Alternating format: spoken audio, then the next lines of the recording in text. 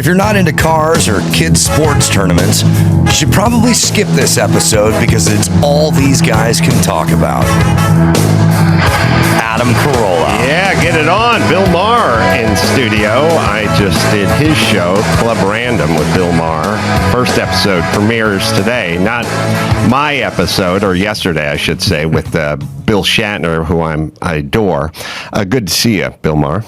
Now, will the audience understand that that was sarcasm when the announcer said? My audience will understand They will understand Yes. that I'm not into kids and cars. Okay. I know you're not into cars because I was watching your show last weekend on Friday, and one of the panelists said she's into F1, and you're like, well, whatever, you're into NASCAR. And she's like, F1 and NASCAR is... They're different? Well, it'd be like saying London Philharmonic and Ted Nugent. They're both just music.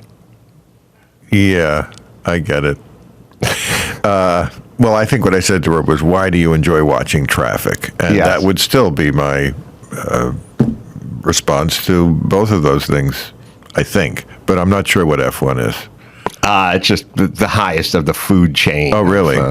Ayrton Senna, see the doc Senna? What's better about it?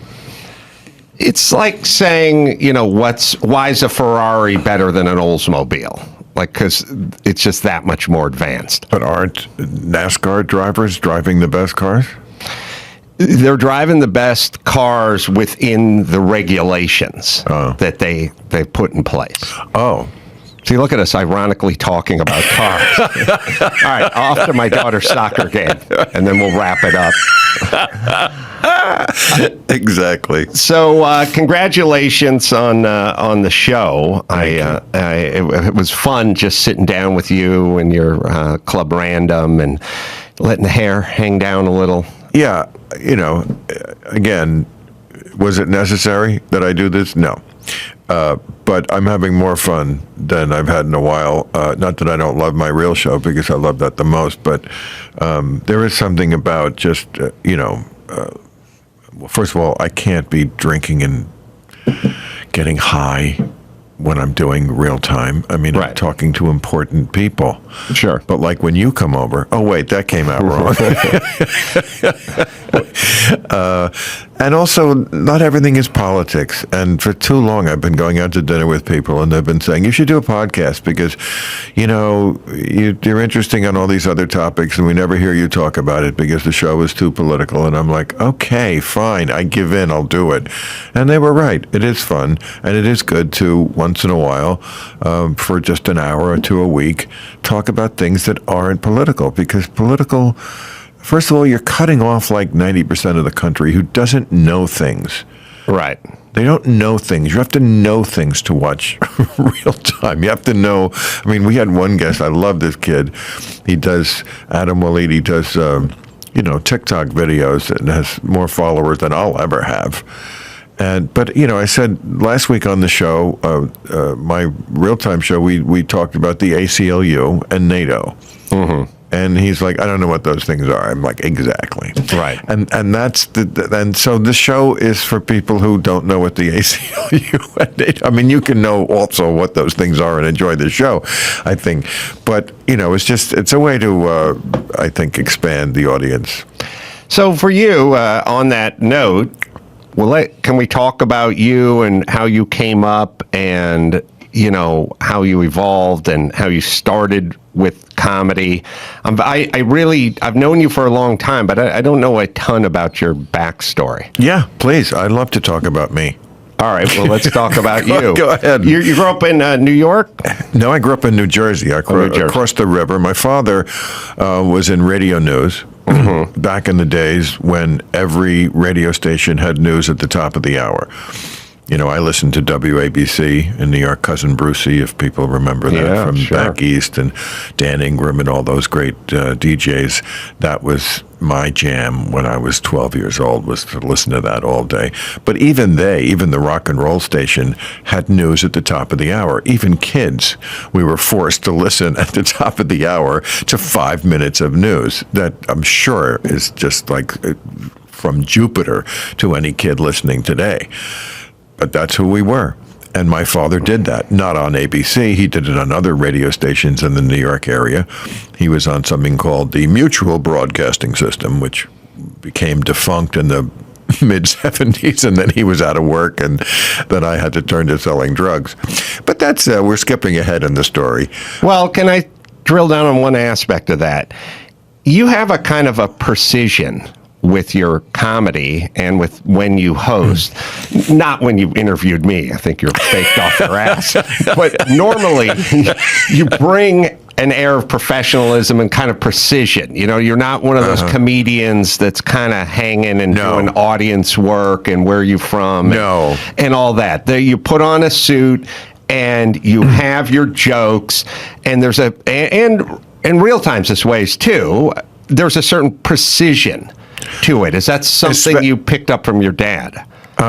Maybe. I don't know about that. He certainly was precise. You had to be. I remember he had this collection of stopwatches, because this is an era we're talking about when no wonder he was kind of tense when he got home and needed 3 martinis. You had to do this 5-minute broadcast on the news live without rehearsal, and you had no time to plan out how it was going to fit into the 5 minutes. You had to do that on the fly. You would rip the news off the wire, so you would see what the actual news was, and you take that off like a ticker tape. And then you would assemble this and have to read it almost as you wrote it and have it come in exactly at the 5-minute mark. That's a tough job. No wonder he was tense, and that's why you needed a stopwatch, because you couldn't go over and you couldn't go under. I can't imagine doing that. So maybe that is where I got it from. Maybe it's in my DNA, but you're right. I am super precise, especially in my stand-up. I mean, I just did a special that'll be on HBO in April. I just taped it in Miami, and, you know, they were like, wow, you don't mess around here, because I gave the bullet points for the teleprompter to the guy, and he was like, okay, you know, this is not where you're from, and what else? I hate comics who stand up there and go, what else? I don't want to waste their time. I know what else. Yeah, because I worked it out, and I want the show to be dense. I don't want to waste people's time. I want to smoosh into the hour the best possible thoughts and jokes following those thoughts that I could come up with over the last 4 years. That's what a stand-up special is to me. That's not how everybody works.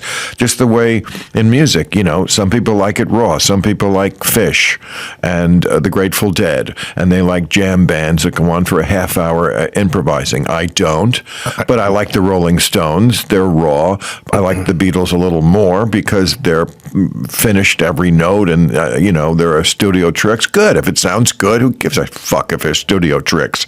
Good. Those tricks are working on me.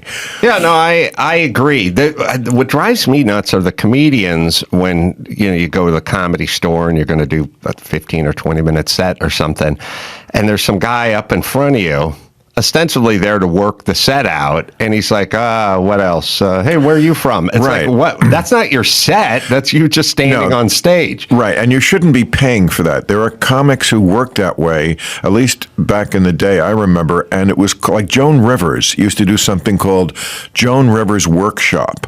Mm-hmm. That was different than when you saw Joan Rivers in concert when she would be doing her real show. Joan Rivers Workshop was okay for you know, it was like the annex of a department store. It's less money that you're paying. You're paying something, I imagine, but it's her workshop.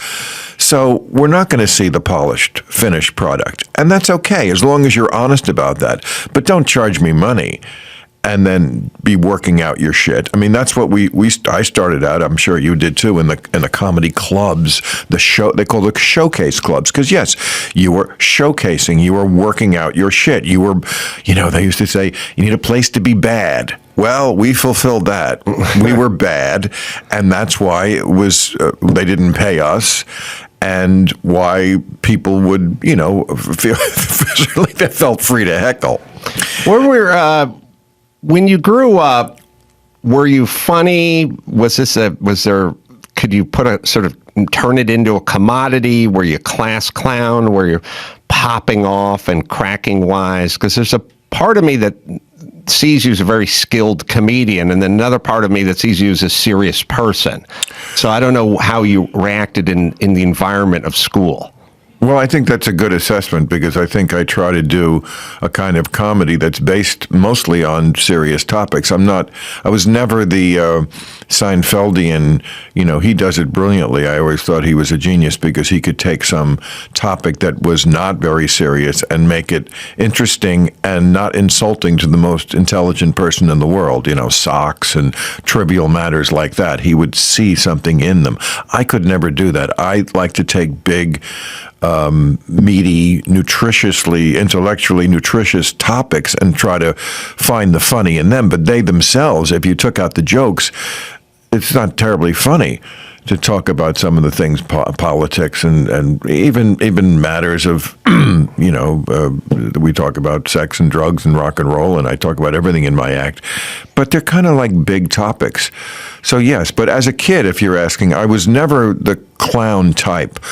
I did want to be a comedian when I was very young. I knew I was going to do this when I was less than 10 years old. Really? I was a very shy kid, and I, of course, didn't have the kind of confidence that kids have today because they're raised wrong and they're too entitled. Self-esteem movement. Right. Yes. So I never breathed a word of that because I was afraid I'd be made fun of. Oh, really? You want to be a comedian? Good luck with that. But that's what was in my mind all those years. Excuse me, is that I am going to be a comedian. So that's what was going on in my head. And in the classroom, I would say I was trying more to be the class comedian, not the class clown. I wasn't the guy throwing spitballs. I would try to say, and sometimes did say, things that again, the bar is low in school. You're bored. You want any distraction. So, you got a good captive audience. But if I could say something that made the teacher laugh, that was a big victory. Yeah, it's interesting, class clown versus class comedian. Yes. I never really thought about that. Yes, there were clowns, and I was not one of them. So were you a pretty serious student? I was a great student. Excuse me. I was, straight A's, very afraid of failing. Not because my parents would beat me.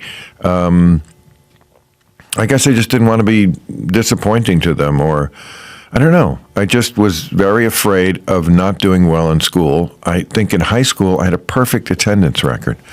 I don't think I missed one day of high school. How nerdy is that? Well, I mean, it's interesting. So there's like comedians that are just sort of creative types, and then all the baggage that comes along with it. They're disorganized. They're not that focused. We all know people, and people say to me, "Who's the funniest guy you know?" I go, "You don't know his name." Right. He can't get his. I always, I know you don't like car analogies, but I would say that it's not how much horsepower your engine has, it's how much can you get to the rear wheels. And we all know people that are kind of 1,000 horsepower brains, but they can never get out of their own way. They can't get it to the rear wheels. They can't get it to the pavement. I think most comedians know other comedians that are super talented, but just not getting it to the rear wheels. And guys like you and guys like Jimmy Kimmel, they're really funny people who also approach it like a studious A student and bring that ethic to it. Yeah, I mean, again, it's very analogous to music. There are people who just do it kind of raw, and then there are people who spend 6 months in the studio making Hotel California because they want every note to be right. And they're both good. You can find great value, and they both can work. I happen to be the latter type. Yes, you're right. I'm a worker. I do like precision. I love, sometimes people say, why do you still do stand-up? I love the tinkering. I love the idea of, I moved this joke 2 jokes earlier and it works twice as good. Or I changed one word. That I love. It's, to me, that's like building the ship in the bottle. You know, those people who build a little ship inside of a bottle, and it's like, what the fuck is that? Well, I mean, all of life is just killing time till you die. And to me, that's just how elegantly for yourself you can do that. And that to me is, you know, stand-up is kind of like, I guess at this point you could call it a hobby, because I don't have to do it, but I do it because I love it, and it's that building the ship in the bottle thing. I just like tinkering, and I'm working with it in my little workshop, and then of course I go out and take it and do it in front of people. But it wouldn't come across as good to people unless I was in my little workshop, you know, or in the basement at my house, you know, sanding things. Plotting to kill my family, like in The Stepfather, but then not. So speaking of family, you said your dad was kind of an intense guy, or a tense guy? He was tense when he got home from work, because that was a tense job. Mm-hmm. He really wasn't a tense guy, but the job made him that way. I mean, he was much more easygoing, except, you know, he chose that as a profession, and I can see why that was a kind of a job that required a few martinis after you got off. Of course, it was also the era. It was the Mad Men era. That's what people did, is they had 3 drinks and then drove home. Right. Which is what he did every night. Yeah. In a car with no airbags or a headrest. And probably no seatbelts. Right. And half in the bag on the Garden State Parkway or the Palisades Parkway, coming back from Midtown Manhattan to our suburban manse in New Jersey. I say manse, small house. I mean, when I see it now, it's like, you cannot believe how small but people were smaller, and they just needed less. And, you know, I mean, the house that I grew up in, they bought on the GI Bill for, I think, $24,000, which is about, you know, like my car probably cost 3 times as much. Yeah. Yeah, I grew up the same way. House I grew up in cost $10,000. I mean, my room that I grew up in was like half the size of this room we're in right now.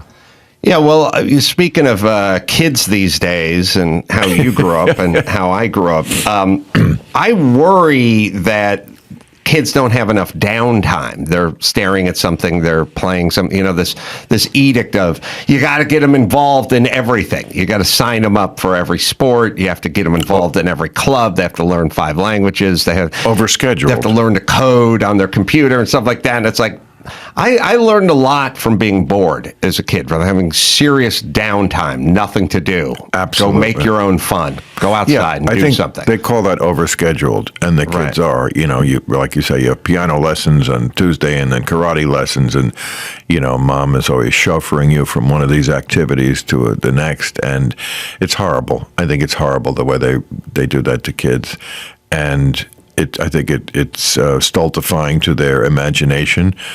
Yes, my whole childhood, what I remember is coming home from school, which, by the way, again, something that you would get arrested for, literally now, letting a child walk home alone from school. A child alone, they find that to be just an abomination, whereas I thought it was fantastic.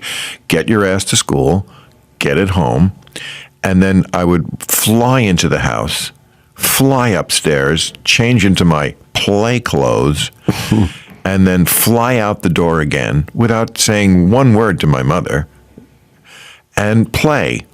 And in my house, my town, we had something called the 6 o'clock whistle. Oh, gosh. It's like Thornton Wilder, our town. And a whistle would blow at 6 o'clock, and it was like, oh, okay, because dinner was at 6. Got to get my ass home. But until then, I was out, just like doing what the fuck ever. I don't know. You know, you'd go over to some other kid's house, you'd collect acorns or fucking throw dirt at each other, or, you know, play army. There was a stream at one part of the town. You can go in and like make a dam, or I don't know. You know, you just would play outside, and it was a great stimulation for your imagination because, as you said, you had to make something out of nothing. It wasn't like there was some structured thing and people telling you what to do and you were learning a specific, do I know how to play piano today? And maybe I would if I didn't have an upbringing like this. So what? I wouldn't have been a great piano player, but I wouldn't be the person I am, I don't think. Yeah, speaking of kids and going out and playing, we have so much obesity with kids now. And I heard you talking with Ben Shapiro about it. And this notion of, as it pertained to COVID, we had this great opportunity to really go, we can talk about obesity now. We can talk about exercise. We can talk about outdoors, all the healthy shit you just kind of spoke of. And we swept it right under the carpet. We tried to shame everyone who wanted to talk about it. Those people are the highest risk or amongst the highest risk in the group. Kids, it's insane what we're doing to them. And yet you bring it up and you're a pariah. I have been a pariah many times because I do bring it up. And it's the ultimate third rail. It's such an interesting topic for future historians when they study this era, and they will find out of all the sensitive topics, and there are so many topics that should be and are more sensitive, this is the one that gets the most reaction, and you absolutely can't go near. And, I did an editorial about it before COVID. It was, I think, when the Democrats were first trying to find their candidate in 2020. So there was at least a dozen of them were running, and they would have their debates. This is 2019. And, of course, the big topic in every debate was health care. And how are we going to pay for health care, blah, blah, blah. And I did an editorial saying, I don't care whose plan you adopt. It can be Bernie Sanders' plan. It can be Elizabeth Warren's. It can be the man in the moon's. It's not going to work because the people are not participating in their own health, and they are never asked to. And then, did all the facts about obesity, and James Corden then attacked me, I thought fairly viciously, personally, about this. And, to me, it was such a cowardly thing to do, because if he had taken the opposite approach and said, Bill is right about this, I'm someone who has struggled with this, but he's right. Unless we get a handle on this, unless we look in the mirror on this, unless we're realistic with ourselves, because we're through the looking glass on this, where we don't, the fat shaming, how dare you. Actually, we fit shame. We say to people, eat something, who are not overweight. Yeah. And we go after Adele for losing 70 pounds. Literally. And, I really think if he had taken a different tack, he could have saved a lot of people. Whereas now, I've said this recently on some show, I really think the people who will not talk about this in the media, you have blood on your hands, because you are not helping people by normalizing something that is, factually the number one killer in America. It was before COVID. It was killing people slowly. And with COVID, of course, it killed them quickly. We know these are facts. 78% of the people who were hospitalized or died from COVID were obese. I don't know why this is such a controversial subject. Obviously, I understand people don't want to be confronted with their failures. I don't. I have many failures. I said in that piece that James Corden was attacking that there was a time in my life when I drank too much, and I understood that. And people said to me sometimes, maybe you should go a little less heavy on the drinking. And I would say to them, yeah, you know what? You're right. I should. And then, of course, I wouldn't. But I didn't say, how dare you drunk shame me? Right. There's a big difference between coming back at somebody and saying, how dare you even mention this? And saying, okay, I got it. You know what? You don't have to push in my face. And I wasn't being mean in my edit. I've never been mean, I don't think. I've never told a cheap fat joke. I did in the past when we all did, when it was okay to do that. Right. But there was no cheap jokes in there. There was no, we're going to make fun of you. It's not about making fun. I feel like this is something that if you're a friend, don't you do the truthful thing that makes someone a healthier person?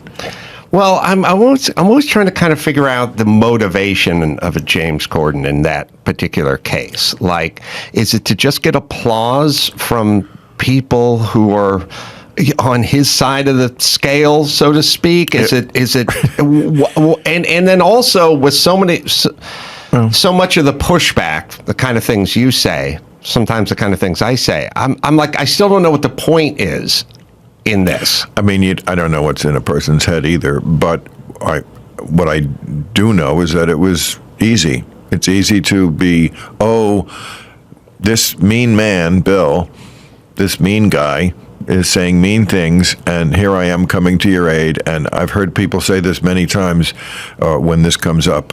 People struggle with this. I've had that come back at me a number of times, to which I say, of course they struggle. Everything is struggle. Life is a struggle. But look at people 50 years ago. We look like a completely different species. People were not obese like they are now. Do you think cake wasn't delicious in 1969? Of course it was. People struggle. People struggle with it, and they always have, but they didn't just throw up their hands and say, it's a struggle. How could I possibly resist eating too much food and eating the wrong food? Well, you can. And yes, we have problems that should be addressed, like food deserts, like places where people can't even get decent food, but then deal with that. And yes, it's very hard to eat well if you are not well off, or at least middle class. There are plenty of poor people who do not have the opportunity to get good food. But I would say this about that: no one ever needs to have soda, right, with your food, and that's a lot of what the obesity comes from, is soda. So, you could save money and also help your health by not having soda, and everyone could do that. We could be the can-do society on this instead of the throw up your hands and, oh my gosh, what I can't do anything about this. Well, you can. Yes, there are things that we should do as a society to help. But when Michelle Obama tried to make this an issue, they attacked her incredibly viciously. And this was a First Lady project.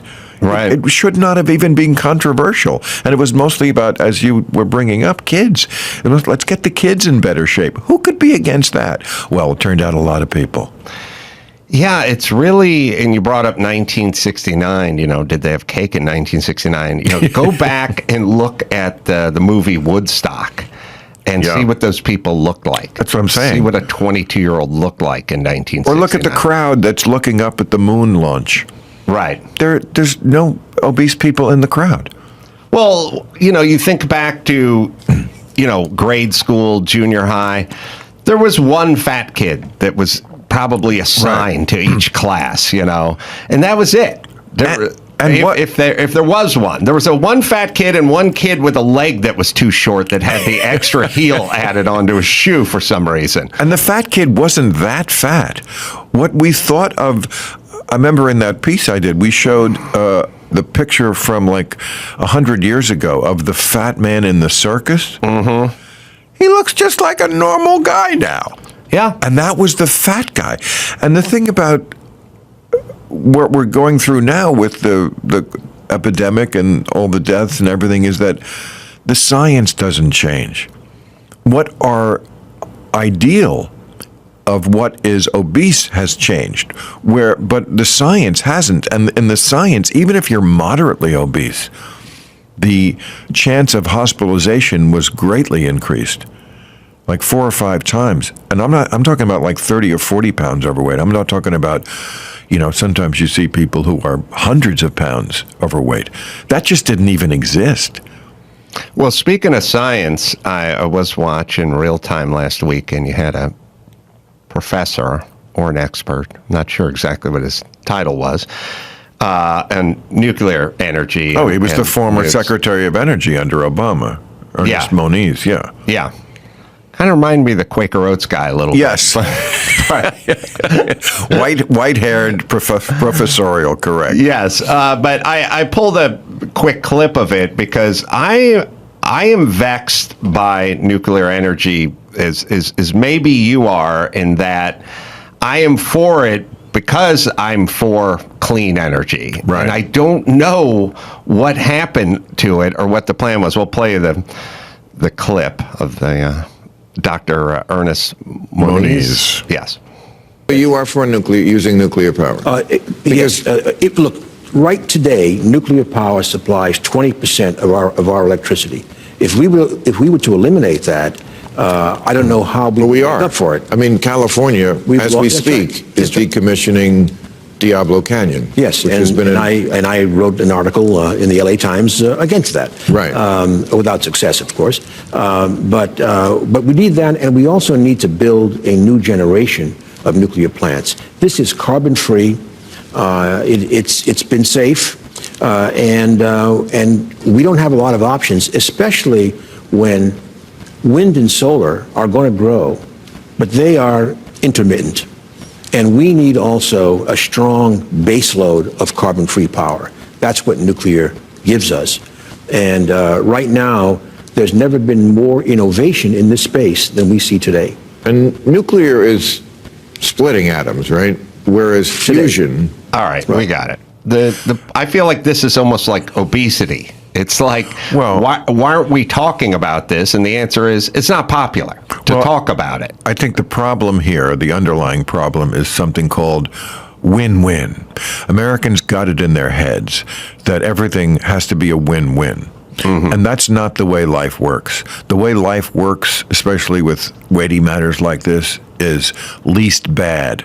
That should become the saying instead of win-win. There's very few win-wins out there. What there are out there are least bad options. Does anyone want nuclear? No, of course not, because 3 Mile Island, Chernobyl, Fukushima. When it goes bad really bad, and that's not good. But it's the least bad option. We either slowly kill ourselves, what we're doing now with fossil fuels, or I wrestled with this nuclear one for a long time. I don't think I was always on the page because, yes, it's very scary what can happen when it goes bad. The radiation from Fukushima is probably in the water when I go to Hawaii and New Year's Eve and swim there. But look, there's just no great, perfect option. And just build them so they don't fucking break. Yeah. Just don't. Just don't ever let it happen again. And I think they probably can get there. And even if they can't, I'm sorry, it's the least bad option. Yeah, I agree. That's my feeling on many of these matters. Like, what is the alternative? And the alternative is, well, they'll say, renewables, wind and solar. But if we're not there yet, then we need to build a bridge to sort of buy us time to get us there. Every country that has given up nuclear, and state like California, has had to revert to coal because there was a shortfall. They got ahead of themselves. Germany did this. Let's get rid of the nuclear. Great, because nuclear is bad and the eco warriors hate it, and I consider myself an eco warrior. But then there was a shortfall, and at the end of the day, you can't let the lights go out. People want their fucking phones, and they want their TVs, and they want their air conditioners, and they want the lights to stay on. And so they wound up having to use the thing that they were trying to not use to begin with. Well, I know you had your ongoing saga with the solar panel shed. Yes. That you've referenced many times. God. Now, I've screamed about this for a million years because I've done a lot of building projects, and I've always told everyone, you're living in Santa Monica in a rent control apartment, fine. Go buy some property and try to pull a permit and try to build something on your own property, and then tell me how much you love the government. Because it's easy to do it from where you're at, but go deal with them. California has got to get its arms around this issue. I mean, it just does. First of all, we know there's been an exodus from this state, and that's partly because of high taxes, and it's partly because fire season is all year round, but it's also because people can't fucking do anything, as you're talking about. I just read that the cost of building a single unit for the homeless has now risen to $837,000. I just don't think people understand the level of graft that is built into the system, the level of corruption. And that's what I was getting at when I made that crusade about my solar. I mean, first of all, I just did want to get it hooked up. But can you imagine the level of corruption, the level of bureaucracy that I was ranting and raving about this on the air for over a year, and they still couldn't get it done? I have a picture of 11 people at my house who finally showed 11 people to turn on a light bulb. Yeah. It basically, I mean, first of all, I had to build a shed to house the thing, which is about the size of that. This is the box that apparently the solar comes into. I had to build its own home, which probably could house the homeless. People could live in that shed. It's a beautiful shed that houses a little box. Right. That took forever. It has to be 55 feet from the curb. It has to this. It has to that. I mean, it used to come in on a pole. They probably could have done it just on that, but no. Had to have its own shed. And then all the people who had to come out and see it. Look, I can't get into the ins and outs. I don't want to. It was too painful a memory. But all the regulations that, I mean, it's I don't know if it's Orwellian or Kafkaesque or both of them. It was just strange, very strange. What the hoops that you had to jump through to do something that the state was advising you to do. Solar power was something I thought I was being a good citizen trying to hook up. It's stifling. Years before your shed debacle, I mean, it's been 15 years. I got a house, it's been more than 15 years up in the Hollywood Hills, and I was like, I'm going to put some solar panels up. And good, thank you, you're welcome. This is what we'd like our citizens to do. And there's a regulation that it's not in any other city or state where the master shutoff switch for the solar needs to be on the other side of the gate. Oh. And they're explaining to you that everywhere else, it can just be on the panel in the box or whatever. The fire department could come shut off the master switch in an emergency. But in LA County, it's got to be outside on the curb, which would have meant trenching 200 feet and laying conduit down and doing something, and it would have added another 50 grand to that. And I was like, then fuck it. Right. Then fuck it is what so many people say about so many things out here. And eventually what they're going to say is, then fuck it to the Democratic Party. This is an Achilles heel to this party that they have got to come to terms with. I mean, they couldn't build a railroad that they tried from L.A. to San Francisco. Same thing with the housing, the homeless kind of thing. It just, the cost, I think, per mile rose to something like $200 million per mile. Whereas in France, they did it for like $13 million per mile, pretty much the same railroad. And France is not known as a country without unions. Right. Or regulations, right, or socialism. And somehow they did it for so much less. People have got to understand there are just too many people with their hand out. There are too many people who are unnecessary in this equation. And this is kind of like beyond politics, or it should be, but it's going to get hung on, and deservedly so, on the Democrats, because they run this state. It's not like the Republicans are great on this either, but they don't run the state right now. The Democrats do. Quick break to talk about JB Weld, world's strongest bond. The brand DIYers and pros have trusted for over 50 years. Use their epoxies, super glues, putty sticks, wraps for projects big and small on practically any surface: metal, wood, plastics, glass, ceramics. Keep it in your kitchen drawer, toolbox with your craft supplies, and of course your garage as well. Also, the proud owner of Herculiner, the original DIY truck bed liner. If you're looking for the world's strongest truck bed liner, Herculiner has you covered. So I've been a fan of these guys for a million years. I've always used their stuff, and now they've expanded into every form of adhesive and Herculiner as well.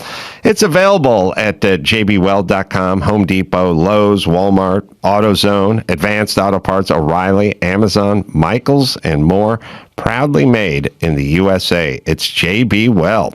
Yeah, what do you think about the mayoral race coming up? You have anybody you like? Well, I interviewed Karen Bass, right? She's one of the leading. I mean, I like her. I haven't really gotten into those local politics too much. The other guy, what's his name? The guy who runs the farmer's Grove. market, the Grove. Yeah, Rick Caruso. Yeah, Caruso. Yeah, I met him recently at a dinner party. He seemed like a nice guy. I don't know. I don't really get that much into local politics. I don't know how much it really is going to affect me.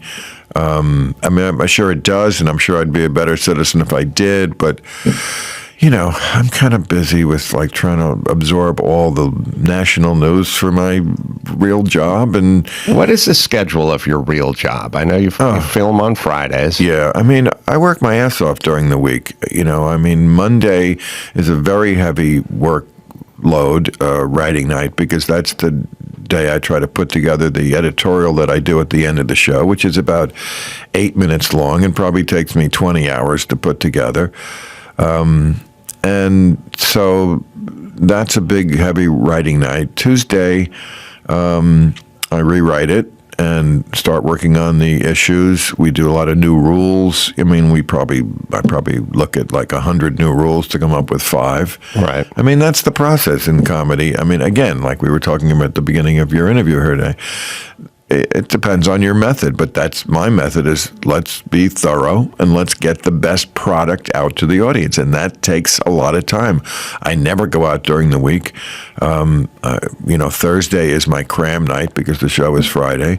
So, it's just like when I asked HBO if I could do the podcast, I told them, look, this will take 0 time away from my real job. I don't want to ever take time away. I said, this is just 2 hours. I am not preparing for it at all, as you could see. I can attest to that. 0 prep.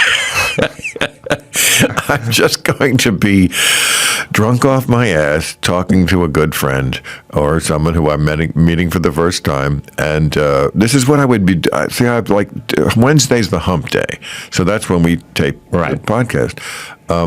And I take a 2-hour break normally. I'm just doing it in front of a camera now with people who the audience I think might be interested in hearing me talk to. But I need to work all those hours on the week to make real time the show I want it to be, because it's on a premium network that you pay for, and I think that people expect and should get the best possible product I can put out based on a week full of work. I would not want to do it any other way. So for you, I know you don't have kids, you're not married, famously, don't and like it that way, which I get. My parent, I didn't really want to have kids either because I felt like my parents didn't want their kids, and I sort of went, yeah, I guess that's how it worked. Really? Yeah, I think you felt that? Yeah. Wow. I certainly knew it. I don't know if the difference between feeling it and knowing it, but it seemed abundantly that's terrible. Apparent. It is. It is. But I don't know what influenced you, or did anything influence you? How was your relationship with your parents? Great. I'm a very lucky person because I had great parents. And were they around to see the kind of success you've had? My father died just before. He saw me do the Tonight Show, which was in sort his of world. That's a big deal. Yes, it was sort of the baccalaureate. You are graduated, and now you are officially in show business, and you don't have to be a tradesman. Although you certainly can, as many people have done a few Tonight Shows and then fall off the board. But he died. I got politically incorrect, started in 93, and he died the year before. So it's a shame because he was a funny living room comedian who worked in news. And for my life, I really made his resume into a profession. I took the news. I took his funny living room style and made it into a profession. So I think he would have been very gratified to see me do what I do. But that didn't happen. But I know he's watching from heaven. I'm kidding. I mean, it would be great if that, could that be possible? Yes, but it's so ridiculous. I always like it when they show cartoons after somebody dies and they're doing in heaven what they did in life, like Bob Hope has a golf club. And it's like, really? Yeah. That's all. That's all. Rounds can you play? That's all heaven is, the thing you're doing in life, and then you take it up there, and it's like you're just shooting a great, par game every day. Well, I said to someone the other day on this subject, I said, no, I don't believe in heaven. They said, well, but then where do you go? Like where, Right. And I just said, look, what you have is all the thoughts you've left in the minds of all the people you interacted with while you were here. You're never dead. Abe Lincoln is dead. He doesn't need to be in heaven. I know who Abe Lincoln is. You know what I mean? Like that was my take on it. That's a great take. I've never heard anyone put it that way. That's actually kind of brilliant. I'm going to kill you and steal that. Yeah, like why do you have to be alive? You're alive in my head if you go first, preferably. But what I'm saying is like every great or not a family member, your dog, your first dog, Lucky. That's just you have. It's in your head. That's your memory. That's why they're alive as long as you're alive because they're in your head. Yeah, which is why you should do good things and say funny things and do that and be wise and try to pass on. Right. It's almost. Life itself is just a shame because, like you perfect yourself and then die. Right. It's like I'm 66. I'm kind of, I think, at the top of my game in everything because I'm still, healthy. That was me knocking wood. But, would it be better if I was 36 and this good? Yeah, because then I'd have all these years ahead to live out as this top of game entity. Whereas, of course, now maybe I'll be able to do this until I'm 86. But, it also would be nice to do it when you were, people could still look at you because at a certain point they won't be able to. Right. At a certain point they get put out to pasture in television because they just kind of like, you just look at them and it's like, you're just reminded that they're not young anymore. They just look shitty. I think Larry King, Johnny Carson, the people they just, kind of like, you've been out in the sun too much. Right. You start melting at a certain point. You start melting. Right. So your dad, look, he saw your hit on Carson, and that's pretty damn good. But yeah, he was proud. And they were great when I told them I was going into comedy because they could have been like a lot of parents would have been and said, oh, come on, do something realistic. And of course, I made that easy for them because I wasn't asking for money. I was always a very independent kid, too much so as a kid. It drove my father nuts. I didn't share as much as they would want me to. As someone once said, I packed a tight suitcase. Mm-hmm. So it didn't hurt them at all when I said I'm going into comedy because it wasn't like, and I need money to live off of. Right. But I also didn't say I'm selling pot for a living. I just left it unsaid. Right. It was a don't ask, don't tell policy. We're not going to ask how you're living, and you're not going to tell us, and it's good because we don't have the money to give it to you anyway. This is after the defunct of the mutual broadcasting system, so there wasn't a lot of money coming in, and that was fine. But they certainly could have been, as many parents are, discouraging of something that seemed like such a pie-in-the-sky dream. Was your mom then around long enough to see many of the things yes, you did? Absolutely. She was around till 2007. So, she saw all of Politically Incorrect and the first 6 years of, or maybe 3 or 4 years of Real Time. But of course, moms are moms. It doesn't really ever get into their heads who you are I remember once, I think I've told this story before, but it always amuses me. I was staying at I forget the hotel in Washington, the Mayflower or something, one of the big hotels. And I said to her, she always used to ask me what was the hotel like when I was on the road. And I said, oh, they gave me the presidential suite. And she said, why? And I said, Mom, I'm kind of a big shot now. And she said, oh, yeah, I just remember when I was holding your little hand. And that's always like my memory of my mother is like, and I can think everybody's mother is kind of that way. It's like, that's I remember your little hand, so just don't fucking get out of line. It's weird. There's some guys I can picture as a little kid. But, like, not me. You ever see, you see Bill Barr, and you go, I can picture him as a 9-year-old. The former attorney general? Yeah. Oh. Yeah. I picture him as a kid. I could see what he looked like as a kid. The fat kid. Yeah. He looks kind of like a kid now at 67 or whatever he is. He's got the look of a little kid. I can't picture Bill Maher. No, I had a crew cut. I had white hair, like what the kid they would call Whitey, very blonde. Crew cut, very nervous. I had a pit in my stomach most of my childhood. Really? Yeah. I mean, going to school, I was shorter than most of the kids. Thank God I sprang up at least to 5'8", which is about average, maybe a little less. Where does your confidence come from now? Because you do seem very confident. Sure, but it took a long time. I mean, I was painfully shy as a kid, could not really ever approach anybody. And, even in my 20s and so forth, I mean, going up to a girl, I was always still trying to make friends with guys who could talk to girls. Mm-hmm. Right. I think it came from success.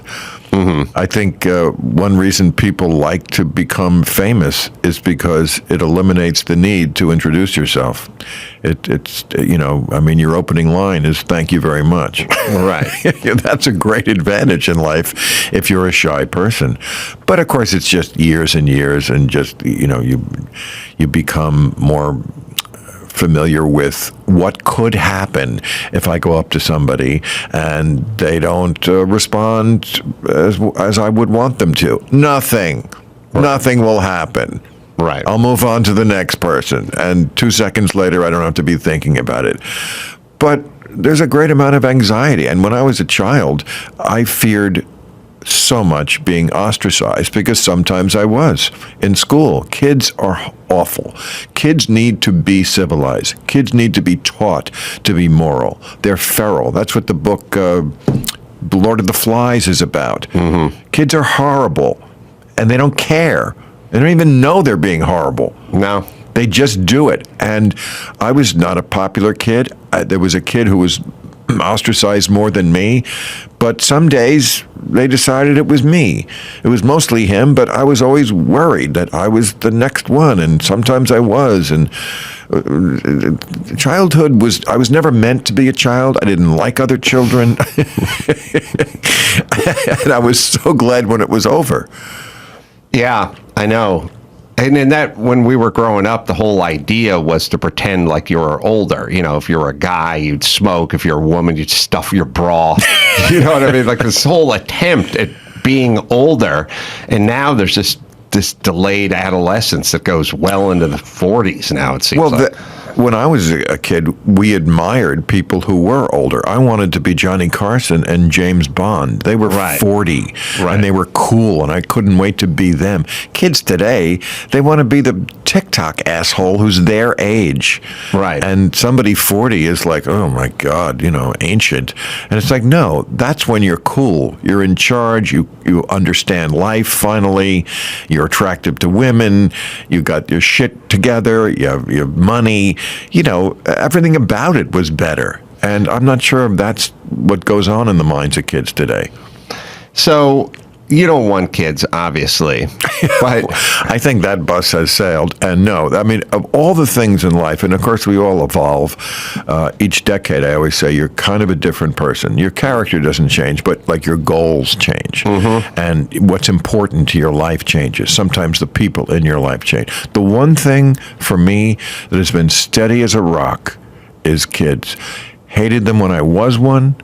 Don't want them now. Didn't want them in, 30s, 40s, 50s. That has never changed. I mean, people think I don't hate kids. I just don't want to be around them. I don't want to interact with them in any way, especially now when they're such brats and they're so entitled and they have such a sense of being invited into the conversation when they shouldn't be. I think we talked about this when you were at my house. This idea that, you could just sit down with the adults uninvited into the conversation. I would never have dreamed of doing that. And that they got a vote. I was always amazed about, you go, hey, you want to go do this? Let me ask my kid, Right. Even Donny Osmond, I remember talking to him years ago, and I was like, you want to do X, Y, or Z? And he's like, I got to ask my son. Right. And I'm like, no one asked me shit. No. I was just told to get out of the way sometimes when people were going somewhere. But this is interesting, and I don't know if this will ring true for you or not. I didn't initially want kids because my parents didn't really want their kids, and kids were a pain in the ass because, if I ever said to my mom, can I get a ride to Teddy Lewis's house in Van Nuys, I'd be like, oh, God. Jesus Christ, it's everything was like, oh, you're ruining our lives. So I thought kids are a burden. But I had tons of friends because I didn't interact with my family that much. I spent a lot of time with my friends, and I became very reliant and very close to my young friends. So my version of an 11-year-old is much different than your version of an 11-year-old. The 11-year-olds were fucking with you. My 11-year-olds were saving my life, essentially. I was eating at their house. I was going with them if they went dirt bike riding or camping or something like that.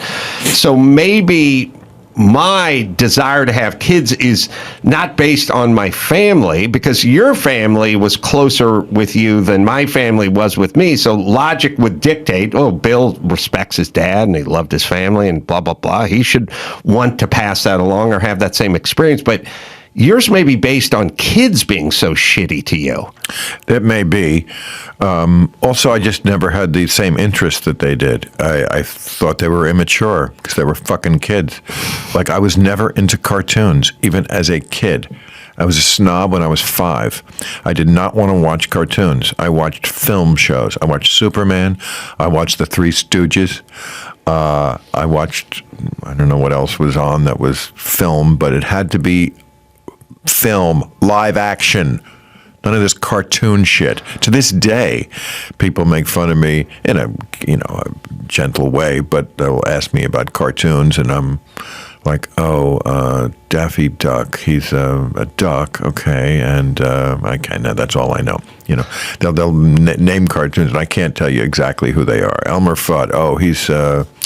He's got a rifle. It's like, I just know from osmosis what I see from. So I never watched these shows. I never wanted to, and I usually had like one friend, except when I got to college. The first 2 years, I had no friends. You ever have no friends in your life? No, it sucks. Yeah, it really does. And I wasn't. And our family, my parents were great, but we didn't talk about serious stuff because, again, I was kind of closed off. So never talked about dating or any of that kind of stuff. When I finally got a girlfriend junior year in high school, I was mortified to even bring it up. I never said to my parents, I have a girlfriend, isn't that great? Or asked them for a ride. I would just hitchhike to her house. Never once brought them into it. It was too embarrassing for me to even bring that up to my own parents. So I think a lot of it was just being sort of isolated, self-isolated. And I don't know if that's where it comes from, but I'm sure glad it's over because I have a lot of great friends now. Here's a delicate question. You said when you were a civilian, so to speak, not famous, you didn't have many friends. Right. Do you feel like then these friends that you have now, as good as the relationship may be based in some part on your celebrity? No. I mean, you can smell that a mile away who wants to be friends with you for that. That's not, nobody I would count as a true, real friend. No, but to attract them. You know what I'm saying? No. I don't mean just because you're famous or have money. No, I think I became famous because I learned how to, or evolved into somebody who was a person that people might want to spend an hour with in their living room on the television. And that's the same reason why I have friends. It's because you're a person people want to spend some time with, because you evolved yourself in some way to be a person who is empathetic and amusing and fun to hang out with. I mean, you can't underestimate fun. Be a fun guy. I mean, that's one reason I wanted to do the podcast, to show that side of me that is just, I mean, of all the qualities I have, I would put just being a party animal who knows how to have fun right at the top of the list. Did I know, you've said this famously, and I've said it myself a million times, where people go, oh, you've changed, like politically you've changed. And I've said, I'm still Right. for all the stuff I've ever been for. It's just, but I'm not down with the transgendered swimmer kicking everyone's ass in the pool. Like, right. I'm for gay marriage. I'm for pot. I'm for whatever we want to talk about. Prison reform, all the stuff that I've always been, but I'm not Right. down with the crazy shit. Me too. I mean, it's the same thing, and I keep trying to make this point. 5 years ago, no one was talking about defunding the police.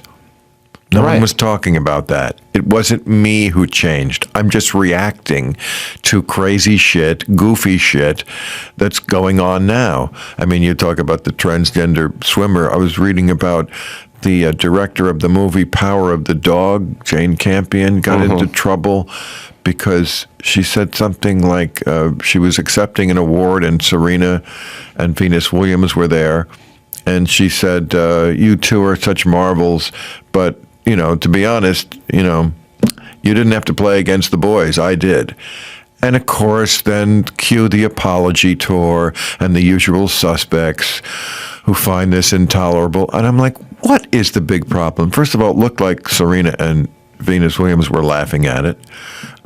Serena has admitted that when she played a man, she was shocked at how hard it was. She said, I hit shots that would have been sure winners against the women, and he got to them easily.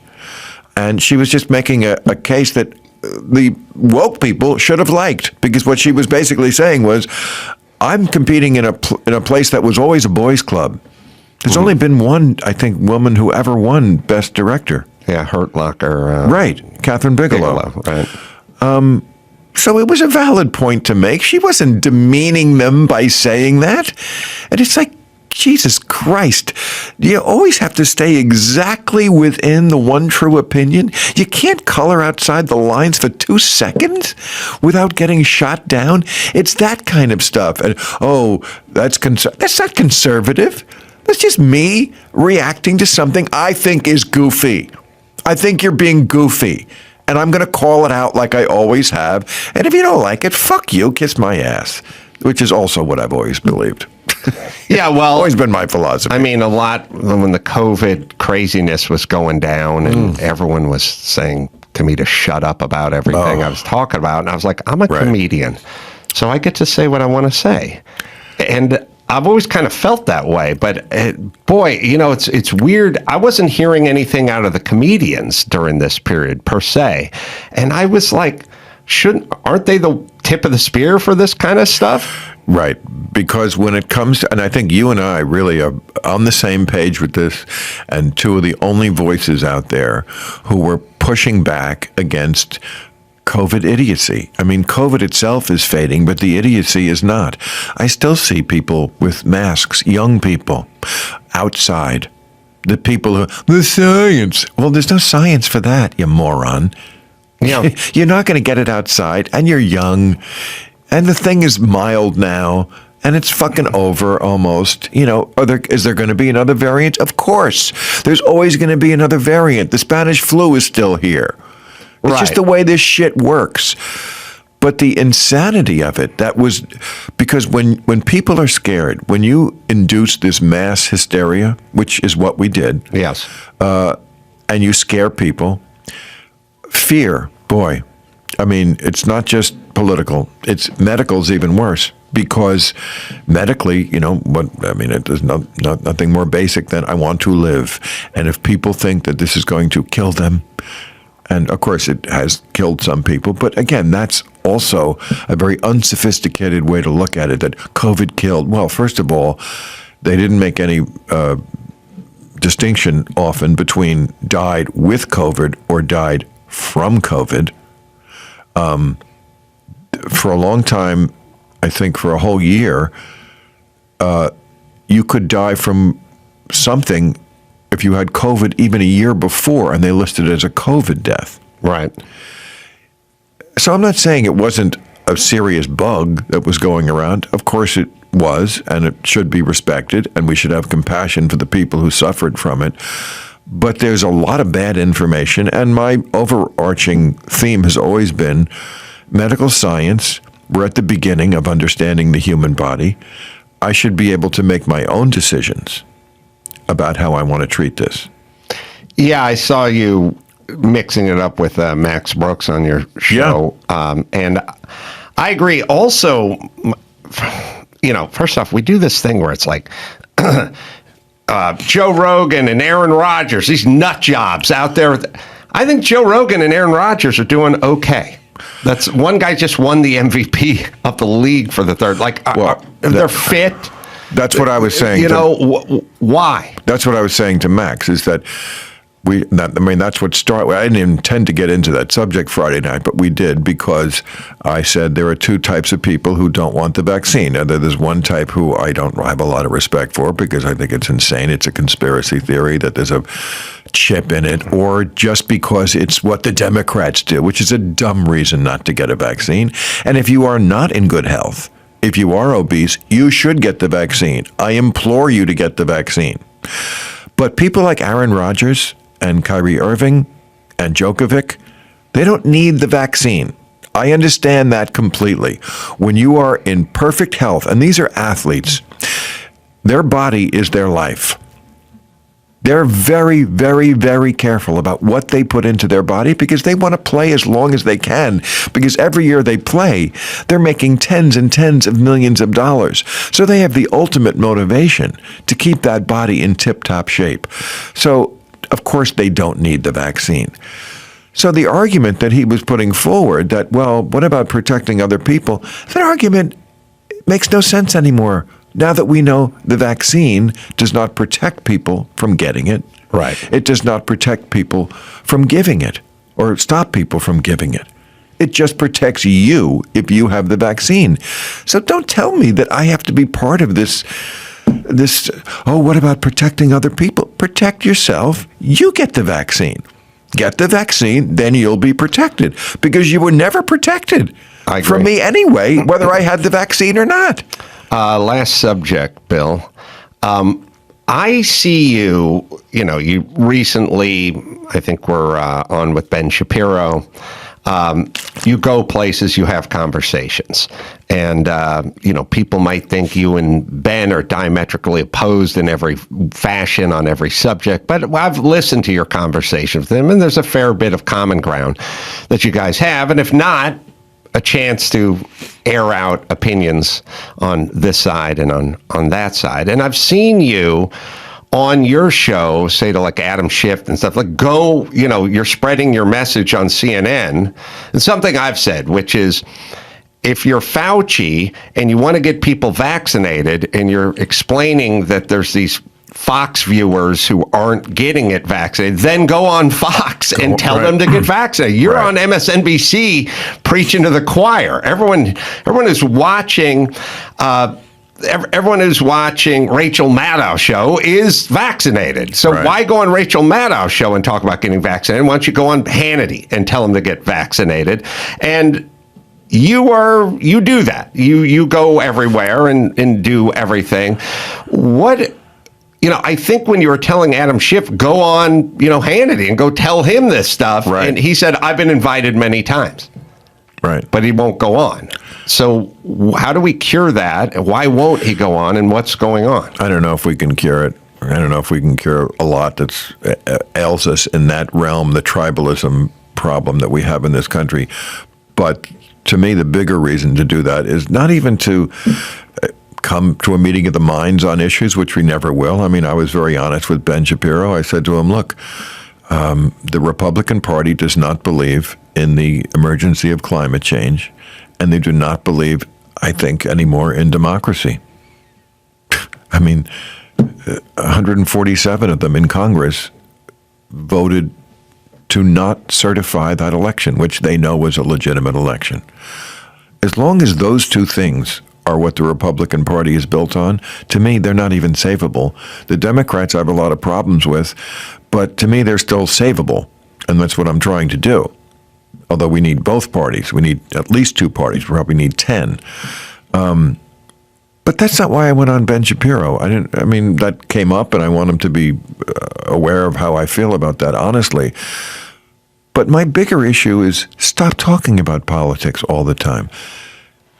I can be friends with Ben Shapiro and never agree with this on any of this stuff. We have to get to that place in this country because you're never going to bring people around.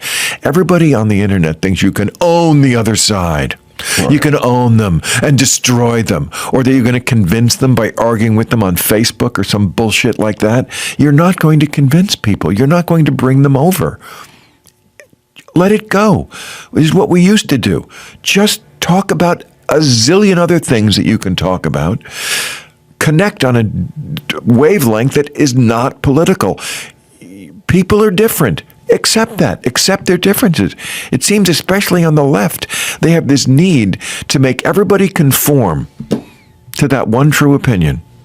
And it's just never going to happen, and you just have to accept that. Well, the problem with the one true opinion is, it, as we were alluded to, it moves and morphs so fast that we're having to cheer on males beating females in a swimming pool in order to stay up with the Right. party. And it's like, then you're not into that. Now you're out. Right. Or on the outs. Right. If you were a liberal feminist and went into a coma 10 years ago and just woke up and read that story about the swimmer, you'd think, wait, that's not liberal and that's not feminism. When I went into the coma 10 years ago, we were all happy about Title IX and women being able to compete, and now you're telling me that this person can come in here and, I mean, how many people, I think it was something like when he competed as a man, he was way back in the pack. It was like 467 or ranked somewhere in there. And now he's number one among the women, and of course the women cannot compete against someone. I mean, even if they're transitioned, I mean, you're born with muscle mass, and I mean, I don't know all the science of it, but I've read it, and it's very convincing, and it's very obvious that this person 462. Yeah, look, if I've heard it said that if he died or she died, the world's number one female swimmer, and somebody dug up her bones in 100 years, the bones would be the bones of a male. Like the archaeologist would go, that's a male human. Right, and it does seem to sometimes happen that the politics, as you say, it morphs so much that it comes around to be the exact opposite of what it was. I was reading something that Andrew Sullivan was saying today, or maybe he was quoting somebody saying that it looks like the woke are trying to eradicate liberalism. I mean, racially, we see the same thing. I mean, again, I'm an old school liberal who believed in a colorblind society, that was the goal. That was what we were trying to get to, where we don't see race. Whereas it seems like what the woke want is to see it always and in everything. That is the overriding, isn't that the essence of a lot of what they're talking about? Is to always see it, and again, it's just the reverse. Yeah, it always feels, I've talked to Dr. Drew about this. I know it's been on your show as well, upcoming episode, but I always say it feels gross, to go like, as a woman of color, as a lesbian woman of color, like that, to preface every fucking statement, I'd like to get out of this parking ticket as a woman of color, as a whatever, as a gay man. It's like, hey, it's 2022. Do your fucking job. Right. Or don't, but let's not factor this into everything. Right. And of course, I mean, I'm sure there are people out there saying, well, that's easy for you as a white man, Adam. And maybe it was a white man who worked next to illegals on a construction site digging ditches out of high school. And also, I mean, there's a myriad of factors that go into a person's life that gives you advantage or disadvantage. I mean, I don't think a young, good-looking black man going off to college in 2022 is at a tremendous disadvantage, you know, compared to a dweeby, ugly, untalented white kid. Well, I've always said this. I said every guy I grew up with would date a woman of any ethnicity over an unattractive woman. Right. They would. You're right. They would, and you've been there, I'm sure. I've seen you at a few parties. Right. Where every guy I know would be with a beautiful black woman over an unattractive white woman first and foremost any night of the week. I don't know any guy who wouldn't do that. Chris, well, I mean, that is a little more, to use the word of the day, problematic because, I mean, slaveholders had sex with their slaves, you know. I mean, you can have... No, I mean a relationship. Yeah, of course, I understand what you mean. I'm just saying that when you cross that sexual boundary, it can become something different. But maybe, you know, another way to approach that is Chris Rock used to have a famous bit about how he lived on the block with like all celebrities and then a dentist who was a white guy who was a dentist. You know, like you only had to be a dentist to be. And there is absolute truth in that in the history of America. And he was saying, like, even as rich as I am, like no white guy would trade places with me. Now, that may have been, I'm sure it was more true in the past. I don't know if it was even true completely when he said it then, but it's definitely not true now. Yeah. It's just definitely not true that no white person would trade places. I mean, I think John McWhorter has made the same case. You know, that's just an antiquated way of thinking. Now, there are certainly a lot of racist and racist adjacent kind of white people in America still who would never do that and trade. But I think the vast majority of people don't feel that way anymore. And if someone is like a rich, good-looking celebrity and they happen to be black, I think there's a lot of white people out there, certainly most of the people under 40, who would say, oh, I'd be happy to trade places with that person. I'm rich and white, not swap places with Chris Rock, just so you could go on other people's podcasts and talk about jokes I've said. Oh, yeah. All right. The podcast is called Club Random with Bill Maher. It's premiered yesterday. Now, first guest, Bill Shatner, who I just did a show with, and he's awesome. I had dinner with him. I did a show with him. There's no more impressive 91-year-old human being on the planet. No, what a badass. Or really, a lot of, you don't even have to put the age in there. I mean, he's just, what a career, and, you know, what a great way of looking at life, to be able to, like, say, you know what, I'm 90, I think I'll go into space. Right. Because I wouldn't go now. Right. And I'm not close to 90. Yeah, I wanted to ask you quickly, when we're talking about obesity and that kind of stuff, what's your regimen? I mean, you're always in good shape. You eat well, you exercise, but what do you do? I always like the sort of breakfast, lunch, and dinner. Okay, well, first of all, don't have all of them. You know, this 3 meals a day thing is just something someone pulled right out of their ass. Right. No, there's no scientific literature for that. It's just something people started to do.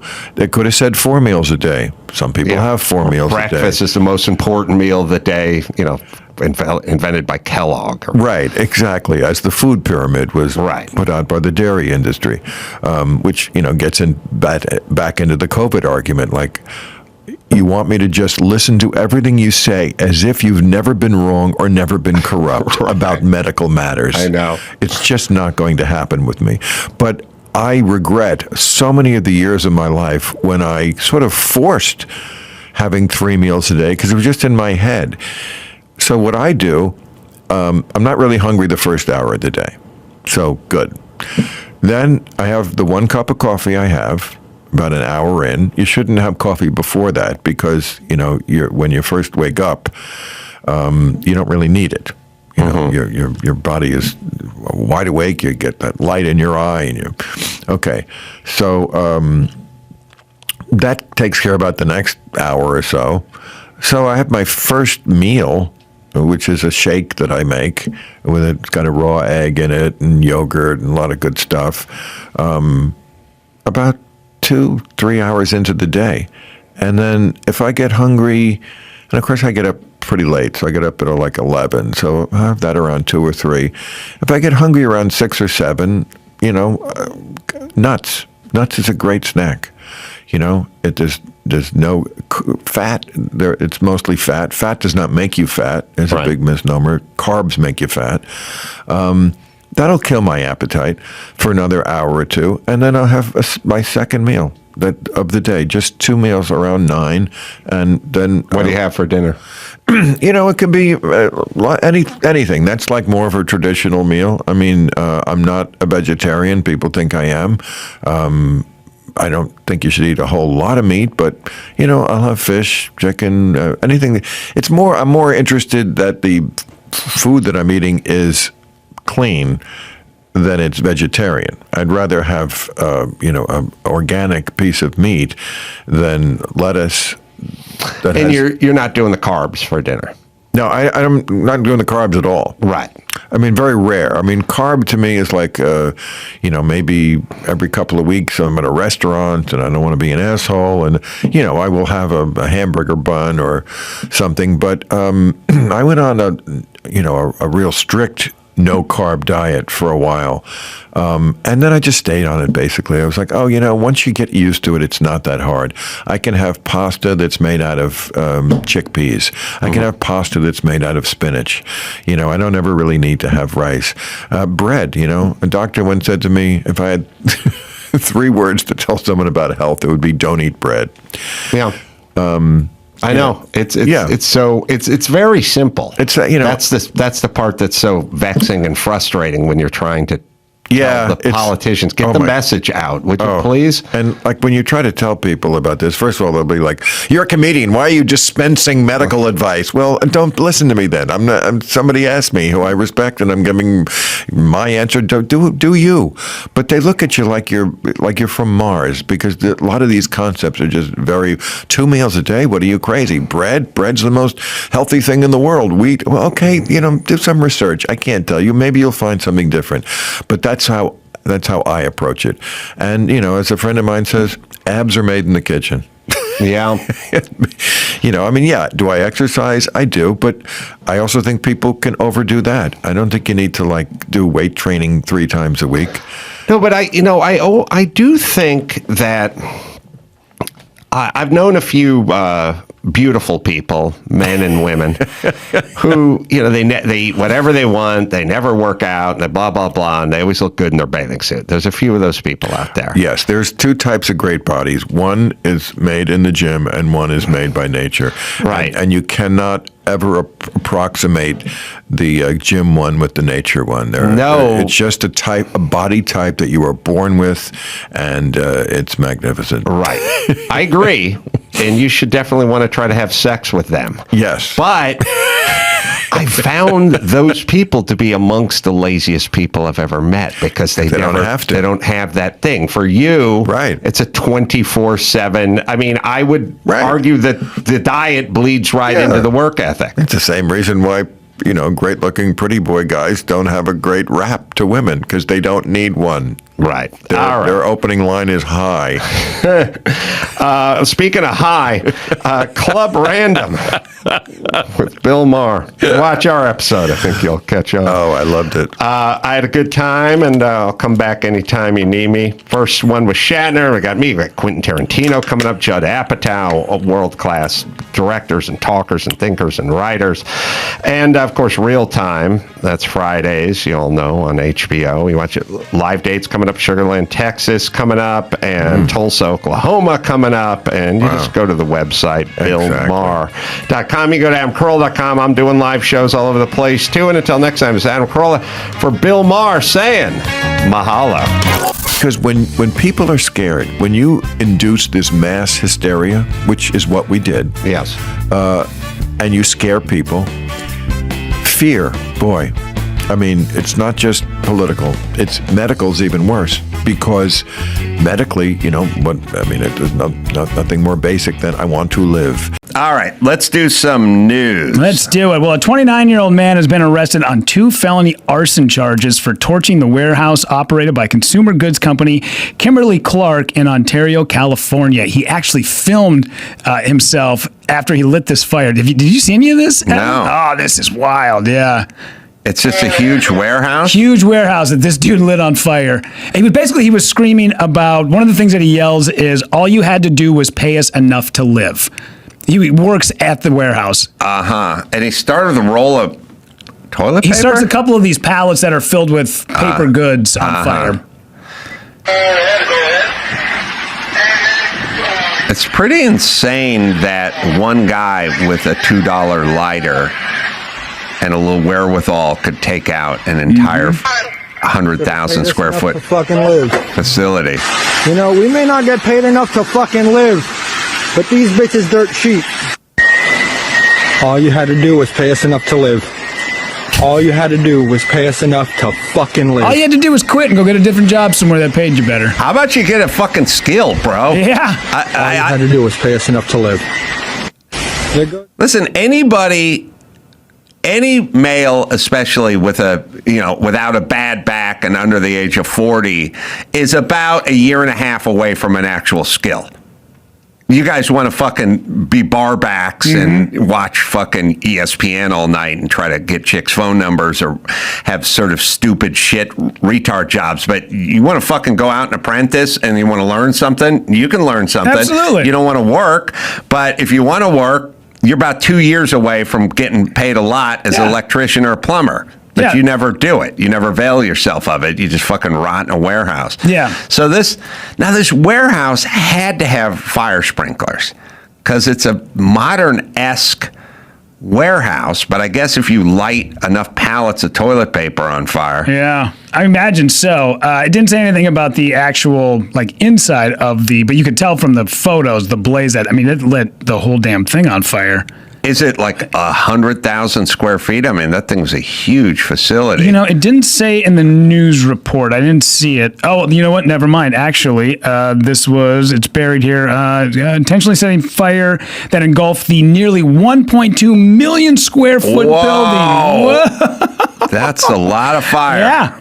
About 20 employees were inside the warehouse when the fire broke out, including he himself, who was arrested for felony arson. Man. Now, what's the best thing? I'm trying to think. Paper towels, pretty good kindling. Yep. Toilet paper, good. Paper ass gaskets. Those go up pretty fast. Those are nice. Yeah. I would say I put third maxi pad. Oh, you got a cardboard box. You got a lot of cotton in there. Yeah. Adhesive strip. Yeah. That always gets the fire started. Yeah. Yeah. Do they have any sort of those wipes, like those butt wipes, but instead of the soft ones? Too moist. But are they? But you have ones that are alcohol based for cleaning. Do they have some sort of? Well, they do, because once Jimmy wiped his ass with the Clorox ones. He thought it was the ass wipe for the ones, and his wife left out the sink wipe ones, and he burned his ass with the Clorox. Crazy. So I can't imagine. By the way, here's how guys are. If a woman had burned her vagina with a Clorox wipe, other women would be sympathetic when she told them that story. When Jimmy told me that, all I did was laugh my ass off. Yeah. I went like, oh my God, how's your asshole? I was like, that's the greatest thing I've ever heard. That's the difference between men and women. Yeah. Funny. All eligible men will now automatically be registered into the military draft pool by December as part of an effort to streamline the previous process of self-registration and to save money. Most men between the ages of 18 and 25 are already required to register with Selective Service, but automatic registration was mandated in December of 2025 as part of the fiscal 2026 National Defense Authorization Act. All right. I'm all for more people doing more shit. Yeah. There's too many fucking lazy dudes in this country. Yeah. And that's part of the problem. I was a little bit past, I was already 21 when 9/11 happened. And since I'm the last male in my family, there was conversations about like, hey, there's a couple of us that are just sitting around doing nothing in Wisconsin. Maybe it's time we jump into the service. We talked to a lot of the recruiters who said, well, because of your situation with your family, you're never going to see active duty.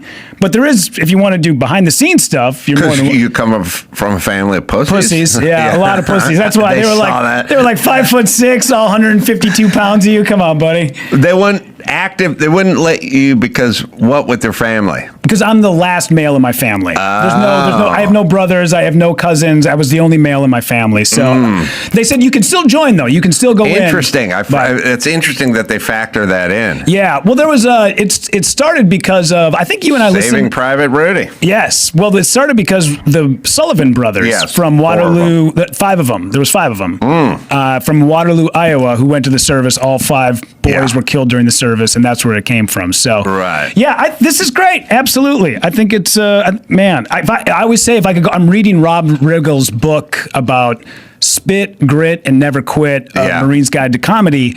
And he talks about being a pilot, and that's my biggest lament is not becoming an Air Force pilot. Because I'm the size, I'm small. I wish that would have been the thing I could have done, and never panned out. Yeah, that's a dream of mine as well. I mean, it's so cool, but I didn't have the education to be able to pull it off. But, there's the joke I've never been able to work out because it upsets the audience, but I swear I'm gonna try it. Is every one of those shows on 9/11, it always shows the guy sitting home like you seeing the thing, and the guy like said, I stood up when that second tower went down, and I walked right to the recruiter's office, and 2 weeks later, I was in Afghanistan, and everyone's like, God, you're a hero. And I'm like, yeah, but also didn't have a lot going on. Sure. Why are you watching TV at 9 a.m.? Yeah, and then what about your family? You have a young girl, you just fucking left? Like, you literally just got up, left your house, and went I mean, if you think about it, if I just left right now and just went, I'm going to a recruiting office, I'll be in Afghanistan for the next 4 years, I'd kind of fuck up a lot of people around me. Yeah. The only way you could do it is if you had zero going on in your life. Well, after the second day of no Montel Williams on at 9 a.m., he's like, well, what else do I got? Time to roll. All right, what else you got? A beloved coffee chain founded in San Francisco is removing pride flags and other flag decor from its stores, the company's CEO announced on Wednesday. Phil's the longstanding supporter of LGBTQIA+ community. What does it really mean to support that community? Like, let's really just break it down. I support, you give them money, and then they what? Buy lube or flags? Yeah, death love. Cock rings. Like, what does that mean? Like, I support. Like, I don't know. Without your support, would they be okay? Would gay men be around? Would they be allowed to get married?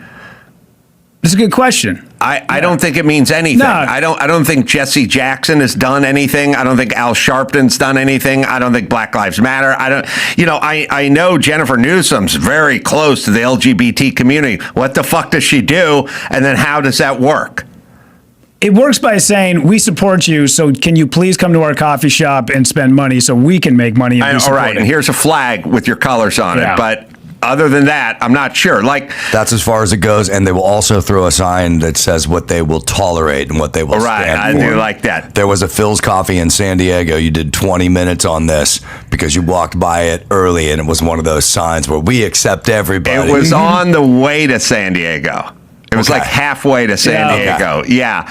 And that was a Phil's Coffee. Yes. And it's here we believe, no one is in, we believe in, and we and believe you just want some fucking coffee. I took a picture of it and made fun of it for 20 minutes on stage. There's a picture of it somewhere. I don't know, Phil's Coffee Creed or whatever. It's the same bullshit the neighbor with the sign on the lawn believes in. But here's what I'm saying. Mark Garagos' attorney is an Armo, and he fucking loves the Armenian community. And he does like pro bono work. If some Armenian, and this isn't even hypothetical, some like 19-year-old Armenian kid, is doing 90 miles an hour on the freeway and hits somebody and kills them in their car, and they're trying to give him vehicular manslaughter, he fucking defends that guy for free because he's into Armenians. You guys are into the LGBT. What the fuck do you ever do? Mm-hmm. You put a stupid flag up and do nothing. Mm-hmm. And by the way, what then? What? And what do they need from you? You know what I mean? Like, what does the gay community need from you? Like, how's it even work? Yeah. Besides a hug, I don't know what else could possibly be. Well. Anyway, they're Phil's, Creed. It's fucking retarded. Well, what's funny is the workers of this particular franchise came back and they're starting to revolt a little bit. And basically, all he said was, "Listen, we're taking down the flags because we can still stand by you, and we just don't have to." Put your sort of decor and put your stuff in the window. And also there's other people who might not be into it that, hey man, we're not here to like make a statement. We're here to sell coffee. So we'll support you, but we also want other people who don't believe the things that you believe to be able to come in and enjoy our product as well. And he's taking a lot of heat for it. I should talk to Dave Rubin because he's gay and he could tell me what Phil's Coffee's doing for him, or what the gay community, or what Jennifer Newsom is doing. All those who stand by this, what the fuck are they doing? We're living in such a fakakta world now. Sorry. Yeah. What else you got? All right. So speaking of, I mentioned this earlier, but there is a wild video captured when two women brawling across the top of a coffin after realizing they had both been dating the dead man laying This inside. can't be in this country. This is an out of country man thing. You hit the nail on the head. I always know an out of country. Yeah. I know an out of country clip, and I don't know why. And by the way, it looks to be sort of Hispanic women, but also semi-white women. I don't know. You could go, well, of course, but I live in L.A. I can go out and see Mexican chicks fighting all day long who are from here, and I could film them, and that'd be from here. But this feels out of country. But anyway, here we go. They're literally pushing the lid back and forth. Yeah. It looks like somebody's got her by the hair. That one woman, that somebody grabs her by the hair. Women be fighting. Yeah. They have trouble with impulse control. I've found. Man, you talk about bucket list stuff. I got one postpartum, what do you call it? Posthumous bucket list item. And that is two chicks fighting over my coffin. How amazing would that be? Just a lover of all. And these two ladies just fighting. Because what's the matter now? The guy's already dead. Why do you care? But they weren't going to give it up. And you are right. Veracruz and Mexico is where this happened. Yeah. I don't, let me tell you guys something. Pause it for a second. You can do a lot of out-of-country math by tile work and color palettes and pictures hanging on the wall. Not by what's in the pictures, just pictures. Yeah.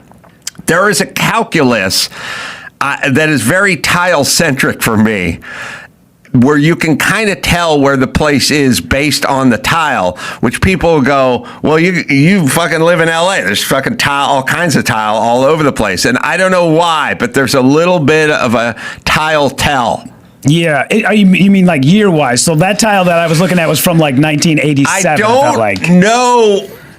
Yeah, but I can go to 1,000 shops in Glendale and have outdated tile. Okay. I am just saying, much like the fireman retired calculation, when you look at something, you can go, what's the behavior? Yeah. We're fighting in a funeral home. You go, okay, that feels a little non-white, and it feels a little like United States.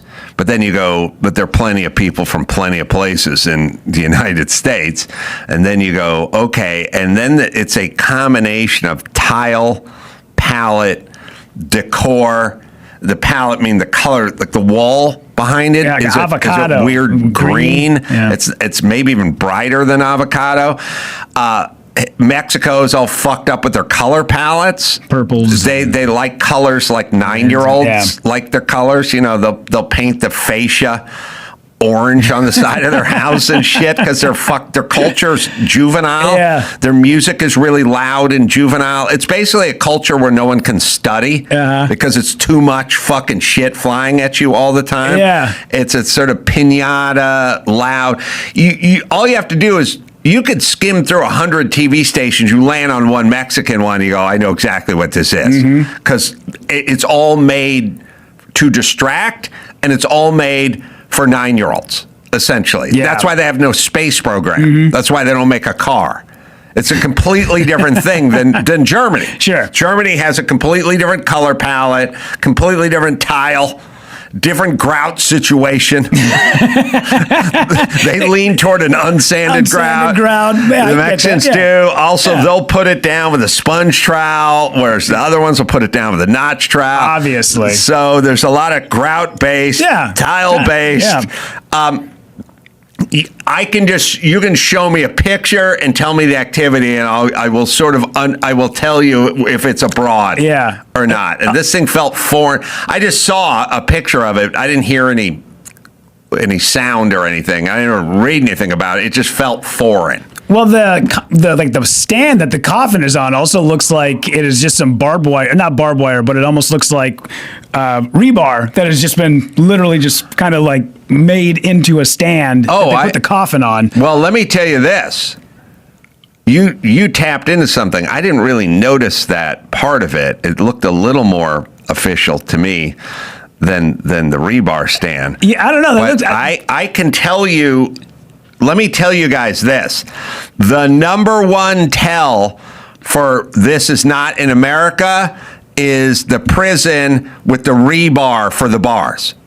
Like Columbia. When you go to when you see any of those things that show all the gangbangers with their face tattoos and their underpants, sitting by it, it's all rebar. It's all rebar. It's 100% rebar. Yeah. All third world nations build their prisons. They build the bars are rebar. Our bars probably cost $20,000 a lineal foot to install. They're all machined and stainless steel and everything. In Guatemala, they build the prison out of concrete and rebar, and then at some point someone goes, well, what are we going to build the cage part out of for the gangbangers? They go, we got extra rebar. And they go, well, that's not a prison cell. They go, weld the fucking rebar together. You think they're going to chew through it? Yeah. They're not going anywhere. Sure. Yeah. What's their grout situation looking like to you? They're definitely unsanded, right? They want to make it as uncomfortable as possible. They're not a silicone grout-based society. I'll leave it at that. It's been said many times. I don't want to attack the good people of Guatemala. Whenever you see rebar, by the way, saddest, rebar at the zoo. When you see rebar holding that line in, that is some third world shit right there. We got official bars for everything, and our rebar only goes in concrete. Yeah. Gangbangers and polar bears, man, behind that rebar. So sad. You do not want to be in a prison that has a rebar fucking bars in front of you. You are fucked. If that's it, and if you're a polar bear, you don't want to be in a zoo with rebar. All right, so everyone coached up? We got it now. Yep. I'll be in Phoenix this week. Are you going to be out there, Rudy? Desert Ridge? I'll be there with you, man. Improv, 5 shows. Rudy's a really strong comic. Friday, Saturday, and Sunday. You can go to the merch store. We got our new racist shirt available for you guys. You can check that out at adamcarolla.com. And the Home Depot vlog is out, everybody. So check that at adamcarolla.com. So, let's see. Rudy, Give a plug. Yeah, I got a bunch of dates right now. I'll be in Chicago, I'll be in Arlington, Texas, and then I'm with you in Phoenix. So check out rudypovichcomedy.com. And Ed Elson and Rudy and Adam saying mahalo.